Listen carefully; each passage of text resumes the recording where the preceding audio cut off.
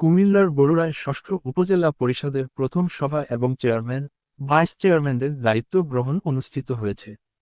বুধবার ১৯ জুন বেলা ১১টায় উপজেলা পরিষদ সভাকক্ষে উপজেলা পরিষদ চেয়ারম্যান মোহাম্মদ হামিদ লতিফ ভূঁইয়া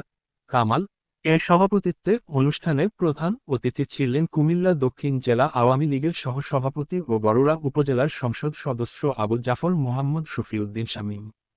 বরুড়া উপজেলা নির্বাহীর অফিসার নূ এবং মারমা মমের সঞ্চালনায় এ সময় অতিথি হিসেবে উপস্থিত ছিলেন সাবেক অতিরিক্ত সচিব মোহাম্মদ সাব্বির রহমান, এলজিইডির সাবেক তত্ত্বাবধায়ক প্রকৌশলী ইঞ্জিনিয়ার মোহাম্মদ আব্দুল কাদের ও বাংলাদেশ ব্যাংকের সাবেক নির্বাহী পরিচালক মোহাম্মদ হুমায়ুন কবির। আরও উপস্থিত ছিলেন বরুড়া পৌরসভার মেয়র, নবনির্বাচিত উপজেলা পরিষদ ভাইস চেয়ারম্যান মোহাম্মদ ফরহাদ হোসেন, মহিলা ভাইস চেয়ারম্যান মিনুয়ারা বেগম, বরুড়া উপজেলা স্বাস্থ্য ও পরিবার পরিকল্পনা কর্মকর্তা ডাক্তার মোহাম্মদ মুহিবুস সালাম খান,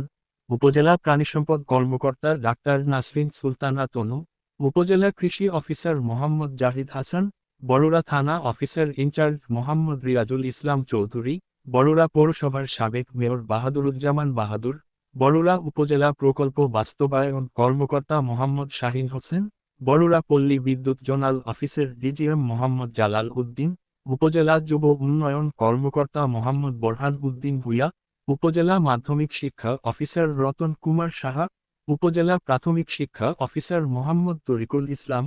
আগানগর ইউনিয়ন পরিষদের চেয়ারম্যান মোহাম্মদ মাজহারুল ইসলাম মিঠু, আড্ডা ইউনিয়ন পরিষদের চেয়ারম্যান জাকির হোসেন বাদল,